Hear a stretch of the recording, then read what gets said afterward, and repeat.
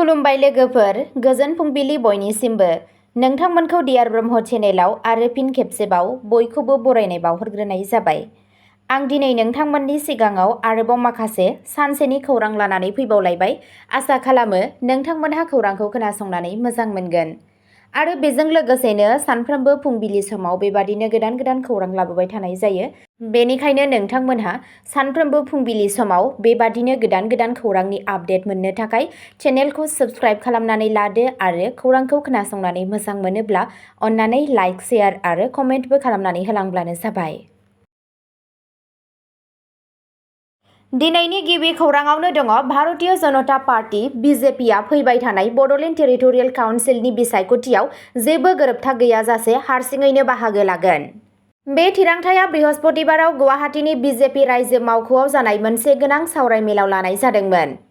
Assam chief minister Himanta Biswa Sharma, मिरु मन्त्रि सर्बानन्द सन'वाल आरो रायजो बिजेपिनि आफादगिरि दिलीप शइकिया बायदि गोजौ थाखोनि दैदेनगिरिफोरा नुजाथिदोंमोन।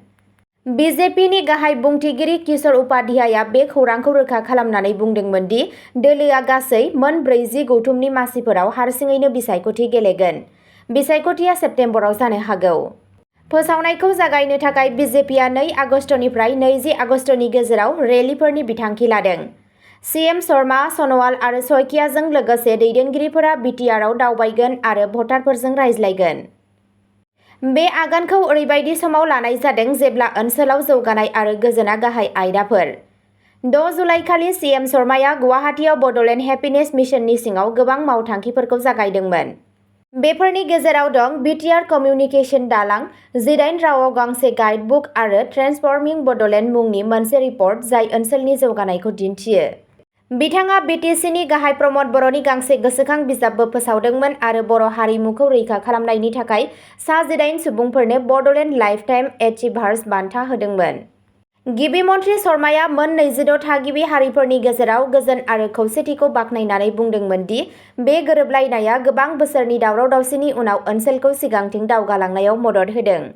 जेब्लानो बिसायख'थिया खाथियाव सौफैगोन, बिजेपिआ बड'लेण्डआव जौगाखां दावबायनायखौ सोलिहोबाय थानो समायखिरा लानायजों लोगोसे मोजां खुंथाय, हारिमुआरि मान आरो गोजोन दानायाव गावसोरनि फोसावदिंनायखौ गोसो होगोन होनना मिजिंथिनाय जादों।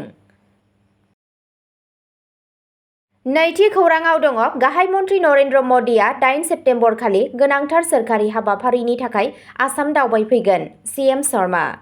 गाहाय मन्त्रि नरेन्द्र मदिआ 8 सेप्तेम्बर खालि आसाम दावबायफैगोन। बृहस्पतिबाराव सीएम शर्माया बे खौरांखौ रोखा खालामदोंमोन। गाहाय मन्त्रि मदिआ 3 गोनांथार सोरखारि हाबाफारिफोराव बाहागो लागोन।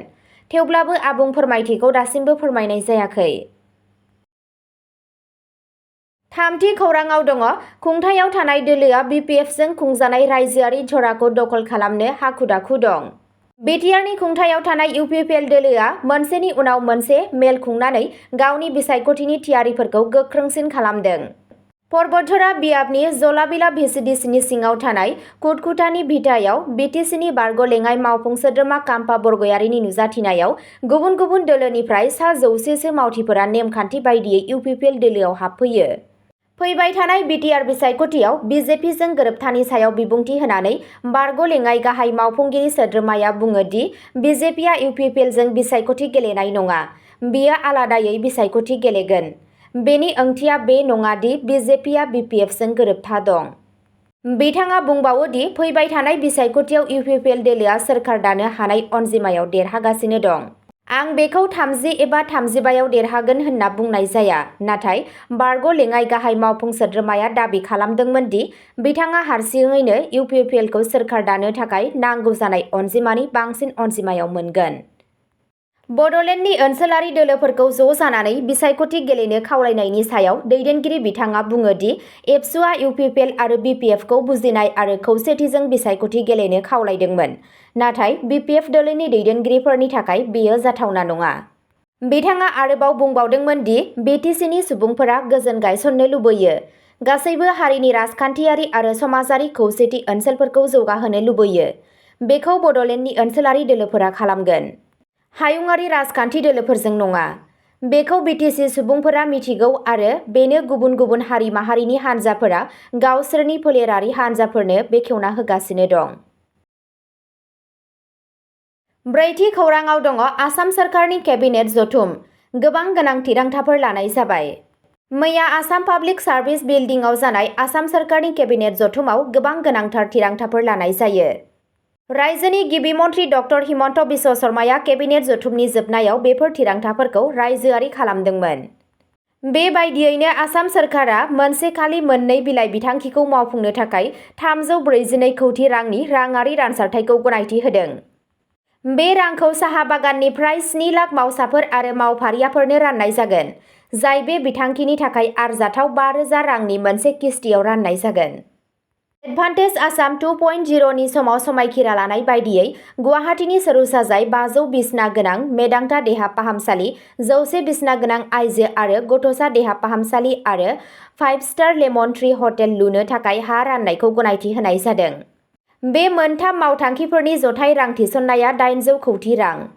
बे मावथांखिया ओनसोलारि लाइमोनफोरनि थाखाय फ्राय 2700 साख्रि सोरजिगोन, गिबि मन्थ्रि डक्टर शर्माया बुंदों। बेयो गिबि मन्थ्रि लक सेवा आर'ग्य यजनानि सिङाव एपिडिसिएल, एइजिसिएल, एपिजिसिएल आरो मडेल फरायसालिफोरनि गोसो गुदुं मावफारियाफोर आरो सोनारनायफोरखौ सोफादेरनो गनायथि होदों। केबिनेटआ नेशनेल इउनिभार्सिटि अफ डिसेबिलिटि स्टाडिज गायसननो थाखाय समाजारि न्याय आरो गोहोगोरा मन्थ्रि बिफाननो हा राननाय आरो प्रिमियाम रेहाय होनायखौबो गनायथि होदों।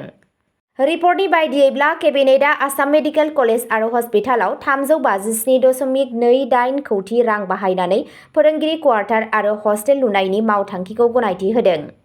बे मावथांखियाव मावफारियाफोरनि थाग्रा खुलि, हस्टेल, डाइनिं ब्लक, कमिउनिटि हल बायदि थागोन। केबिनेटआ मिशन बसुन्धरा 3.0 निफ्राय 336 बिथायारि सानज'थाय मावथांखिफोर, निगमफोर, गौथुमफोर बायदिनि 45 लुनायारि सानज'थाय मावथांखिफोर, 3247 सोरखारि नङि न्यायारि फसंथानफोर आरो 28 मिरु सोरखारनि बिफानफोर आरो एजेन्सिफोरनि सिङाव सोरखारि हाखौ राननो गनायथि होयो। केबिनेटआ हाइड्र'कार्बन नागिरनाय आरो दिहुननायखौ बांहोनो थाखाय गोबां थिरांथा लादों। सोरखारा बेफोर हाबाफारिफोरनि थाखाय हानि मोननो हानाय बिखान्थिखौ मोजाङै खालामनो थाखाय बाहायजाथाव प्रिमियाम होनायनि सिङाव the Assam regulation of reclassification and reclassification cum transfer of lands act 2015 नि सिङाव हाइड्र'कार्बन नागिरनाय आरो दिहुननाय हाबाफारिनि थाखाय रेहाय होनो गनायथि होदों। कम्पानिखौ सोलिबाय थानाय हाथाइनि बेसेन आरो बाहायजाथाव बोसोनखान्थि बायदियै सावरायलायनाय थाखुलिफोरनि गेजेरजों हा बिगोमाफोरनिफ्राय गोनांथार हाखौ थोंजोङै मोननो एबा लिज होनो गनायथि होनाय जादों। बाथि खौराङाव दङ आसामनि पाइकान हाग्रा ओनसोलाव होखारनाय हाबाफारिनि समाव पुलिसखौ गाग्लोबनायनि दायाव सागुखौ हमदों। बृहस्पतिबाराव पाइकान हाग्रा ओनसोलाव होखारनाय हाबाफारिनि समाव दावराव-दावसि सोमजिदोंमोन, जायनि जाहोनाव बेदखल खालामग्राफोर आरो आयेन बाहायग्राफोरनि गेजेराव हिंसाया जादोंमोन। मावख'आरिफोरनि बायदिब्ला बेदखल खालामग्राफोरनि मोनसे हानजाया अपारेशनखौ हेंथा होनो नाजादोंमोन, जायखौ पुलिस आरो हाग्रा बिफानआ जयै खालामगासिनो दंमोन।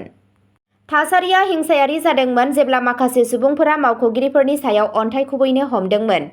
बेनि फिननाय महरै पुलिसआ होंगो-दोंगोखौ सामलायनो थाखाय गुलि गावदोंमोन। सानै अजद होजानाय बेदखल खालामग्राफोरा बुथारजादोंमोन आरो गोबां पुलिस आरो हाग्रा मावख'गिरिफोरा जोखोम जादोंमोन। चिफ मिनिस्टार हिमन्त बिश्व शर्माया गाग्लोबनायखौ गोख्रोङै सोंखारिदोंमोन आरो गोख्रों राहा लानो खोथा होदोंमोन। गोख्रै खामानि मावनानै रैखाथि गोहोआ भिडिअ फुटेज बुथुमदोंमोन आरो गाग्लोबग्राफोरखौ सिनायथि होदोंमोन। गाग्लोबनायजों सोमोन्दो थानाय दासिम 9 सुबुंफोरखौ खानाय जाबाय। रैखाथि हान्जाफोरा ओनसोलाव मोजाङै नोजोर होनायजों थासारिया दा सामलायजाबाय। 6थि खौराङाव दङ फालांगियारि जथुमा कक्राझाराव जिआइ एक्ट आरो आखाइ इसान रैखाथिनि सायाव नोजोर होदों। जिअ'ग्राफिकेल इन्डिकेशन जिआइ एक्ट आरो आखाइ इसान दिहुनथायनि थाखाय लिरबिदांफोरनि थिखानाय आयेननि सायाव जिल्ला फालांगियारि मेल आरो सांग्रांथि हाबाफारिया मैया कक्राझारनि बिगियान फरायसालिमायाव खुंजायो। दोरोङारि शिल्पफोरखौ रैखाथि होनायनि गोनांथिनि बादै सांग्रांथि गोसारहोनो थाखाय बे हाबाफारिखौ बड'लेण्ड हेन्डलुम मिशन (BHM) नि सिङाव खुंनाय जादोंमोन। फालांगियारिफोर आरो सि दाग्राफोरा बे हाबाफारियाव बाहागो लादोंमोन, जायनि थांखिया हादोरारि आखाइ इसान दिहुनथायफोरखौ रैखाथि होग्रा आयेनफोरनि आयेनारि आरो हारिमुआरि बुजिनायखौ बांहोनाय। बिटिआरनि गोजौ थाखोनि मावख'गिरिफोरजों लोगोसे मानगोनां मावफुं सोद्रोमा श्री धनन्जय बसुमतारी आरो ब्राफेडनि मासिगिरि श्री रेवरेवा नार्जारी बिथांमोना बाहागो लादोंमोन। सि दाग्रा सिबिथाइ मिरु ASTEC, NEWEA आरो गुबुन फसंथानफोरनि रोंग'साफोरा ओनसोलारि उनमोनथायाव गोग्गानायखौ थुलुंगा होनाय आरो दोरोङारि रोंग'थिफोरखौ रैखा खालामनायाव फोरमायथियारि जथुमफोर खुंदोंमोन। सुबुं सावस्रिखौ जौगाहोनो थाखाय BTRआ KHPTजों गोरोबथा खालामदों। मोनसे सावस्रिगोनां आरो गोजोनसिन बड'लेण्ड दानायनि फारसे मोनसे गेदेर आगानाव BTR सोरखारा 17 जुलाइ 2025 खालि KHPTजों मोनसे बुजिलायनाय गोरोबथायाव सागान होदोंमोन। बे बाहागोदारिनि थांखिया सुबुं समाजाव नोजोर होनाय आरो गोदान नोजोरनि गेजेरजों रायजोआरि सावस्रि फिथायफोरखौ साबसिन खालामनाय। बे हेफाजाबा गाहाय सावस्रि जेंनाफोर जेरै सन्देरनो हायै बेरामफोर NCD, लाइमोनफोरनि सावस्रि, पुष्टिगोनां आदार आरो जोनोम होनाय, बिमा, जोनोम जागोदान गथ', खुदिया आरो लाइमोन सावस्रि, RMNCH+A बायदि गाहाय सावस्रि जेंनाफोरखौ सुस्रांनायाव गोसो होगोन। बेयो सांग्रांथिखौ बांहोनो आरो गाहामखौ बांहोनो थाखाय गोदान आखु सोलायनाय आदबफोर लाबोनोबो सानथांखि बानायदों। मोनसे गाहाय थांखिया जादों गुदि थाखोआव जखा बेरामखौ फोजोबस्रांनो थाखाय TB मुक्त BCDC पन्चायत मडेलखौ बाहायनाय। बे हाबाफारिया गोख्रों फ्रेमवार्क बानायनायाव मोनसे सावस्रि मावथांखिफोराव सुबुं समाजनि बाहागो लानायखौ बांहोनायाव मदद होगोन। बेयो BTRआव साफ्रोमबो नोगोरारिफोरनि थाखाय साबसिन सावस्रि जोथोन आरो मोनसे मानगोनां जिउ खुंनायखौ रोखा खालामनायनि फारसे मोनसे मख'जाथाव आगानखौ दिन्थियो। 8थि खौरांआव दङ आसामआ लामा जाब्रबथायाव थैनायफोरनि थाखाय केसलेस फाहामथाय बिथांखि बेखेवदों। लामा जाब्रबथायजों भुगिनांनाय सुबुंफोरनि थाखाय हरखाब जोथोन लानायखौ साबसिन खालामनो थाखाय मोनसे गेदेर आगानाव आसाम सोरखारा लामा जाब्रबथायजों भुगिनांनाय सुबुंफोरनि केसलेस फाहामथाय बिथांखि 2025 जागायदों। बे बिथांखिया मटर गारि जाब्रबथायनि उनाव गिबि 7 साननि थाखाय साफ्रोम खहा जानांनायफोरनो 1.5 लाख रांसिम बेसेन नाङै फाहामथाय होयो। बे हाबाफारिया लामा रोगाथाइ आरो राजालामा मन्थ्रि बिफान MORTHनि बिथोनफोरखौ मानियो आरो आयुष्मान भारत PMJAY नि सिङाव केसफोरखौ डिजिटेल ट्रेक खालामनो आरो दाबिफोरखौ मावफुंनो थाखाय डिटेल एक्सिडेन्ट रिपर्ट (EDAR) प्लेटफर्मखौ बाहायो। 14 जुन 2025 मायथाइनि सोरखारि फोसावथायनि बायदिब्ला गासैबो जिल्ला कमिशनारफोरखौ गोबाव खालामाजासे बिथांखिखौ मावफुंनो बिथोन होनाय जादों। बिसोरनो TMS आरो BFMS बायदि राङारि खान्थिफोरखौ सरजाबनाय आरो फान्ड राननायनि थाखाय मुंख'जाथाव RBI एकाउन्ट खुलिनायनिबो बिबान होनाय जायो। जिल्ला लामा रैखाथि कमिटिफोरा जिल्ला अजद निबारन मावख'गिरिफोर थिसनगोन, जायनि सोमोन्दोनि फोरमायथिफोरखौ जाब्रबथायजों भुगिनांनाय मोजां सम रिटार्नफोर आरो देहा फाहामसालिफोरखौ हेफाजाब होनो थाखाय गुवारै रानलायनाय जागोन।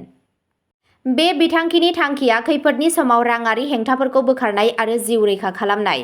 आसाम सोरखारा गासै बिफानफोर आरो स्टकहल्डारफोरखौ बे जिउ रैखा खालामनाय हाबाफारिखौ मोजाङै मावफुंनो थाखाय हेफाजाब होनो खावलायदों।